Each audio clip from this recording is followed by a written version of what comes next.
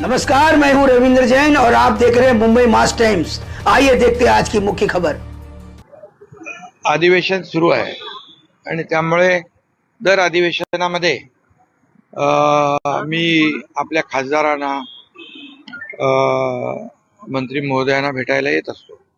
त्यामुळे त्यांच्याशी काल बैठक खासदारांच्या बरोबर झाली आणि आज आदरणीय प्रधानमंत्री नरेंद्र मोदी साहेबांना देखील भेटलो आणि त्यांच्याशी देखील महाराष्ट्रातल्या अनेक विषयावर देखील चर्चा झाली।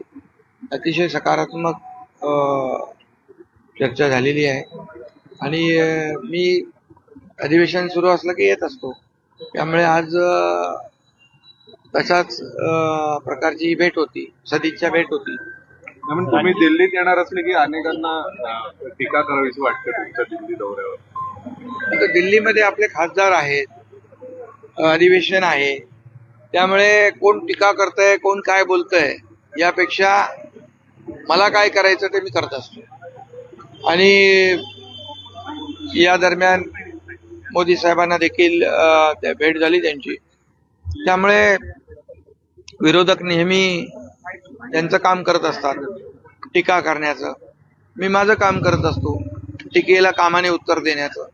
त्यामुळे मला कोण काय बोलतंय, कोण कुठल्या अँगलने पाहतंय याचा काही मी त्याचा विचार करतो। इराण-इस्रायल युद्ध चालू आहे, त्या अनुषंगाने काही चर्चा झालेली आहे का? कारण तुम्ही काल खासदारांना सूचना दिलेल्या होत्या की या काळामध्ये आपण देशाच्या सोबत आहोत, अशा सूचना काल दिल्या होत्या। काही लोकांना घेऊन आले, त्यावेळेची परिस्थिती नक्की काय होती याच्यावर काही चर्चा झाली? मोदी साहेबांच्या बरोबर हे मी बोललो की हे इराण इराक जे युद्ध सुरू आहे या पार्श्वभूमीवर देशातल्या सगळ्यांनीच एकसंघ राहिलं पाहिजे आणि म्हणून एनडीएतले आम्ही घटक आहोत महत्वाचे आणि त्यामुळे एनडीए संपूर्णपणे प्रधानमंत्री मोदीजी आणि देशाच्या पाठीशी आहे।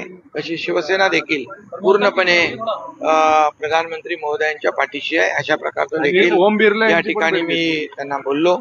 आणि त्याचबरोबर जे दुबईमध्ये, मस्कतमध्ये, कुवैतमध्ये अडकले होते त्या लोकांना देखील पुन्हा मुंबईमध्ये, महाराष्ट्रामध्ये आणण्याचं काम देखील या ठिकाणी केलं। मोदी साहेबांना देखील चर्चा करताना मी म्हणालो की तुमचे जे काही इतर देशांची जे चांगले संबंध आहेत, अगदी कोविडच्या प्रसंगापासूनचं वॅक्सिनचं जे काही कितीतरी देशांना आपण वॅक्सिन देखील पुरवठा केला आणि ज्या वेळेस देश अडचणीत असतात त्या वेळेस एक दुसऱ्याला मदत करणं हे आपलं कर्तव्य असतं आणि त्यामुळेच त्यांच्या या सर्व चांगल्या संबंधांमुळे आपले होर्मुझमधून 2 जहाजं तेलाची मोठी जहाजं आली, त्याला हिरवा कंदील इराणने दिला।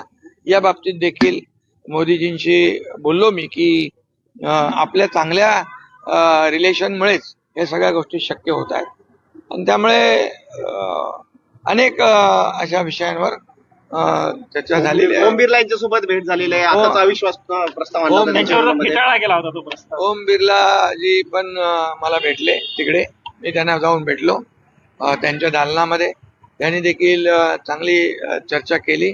श्रीकांतला त्यांनी काल सांगितलं होतं की आले की आम्ही भेटूया आणि ओम बिर्लाजी पण भेटले। त्याचबरोबर तिथे काही मंत्री देखील होते, तेही मंत्री किरण रिजिजू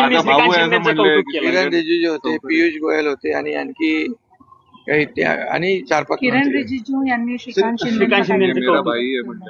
हो, ते श्रीकांतच्या बद्दल तर सगळे चांगलेच मंत्री, सगळे चांगलंच बोलत असतात। तुम्ही संसदेमध्ये श्रीकांत सगळ्यांची चांगला वागत असतो, डाऊन टू अर्थ काम करत असतो आणि त्यामुळे त्याचे देखील सगळ्यांची चांगले संबंध आहेत आणि अनेक लोक बोलून दाखवतात की श्रीकांतचं चांगलं काम आहे, चांगलं काम करतोय। अमित शहा यांच्यासोबत भेटीचा काय प्लॅन? कारण त्यांची आता भेट अमित भाईंची आणि आता ज्या काही 5 राज्याच्या निवडणुका आहेत त्यांची सगळी त्याच्या बैठका सुरू आहेत आणि त्यामुळे त्यांच्याबरोबर त्यांनी वेळ दिली तर भेटेन।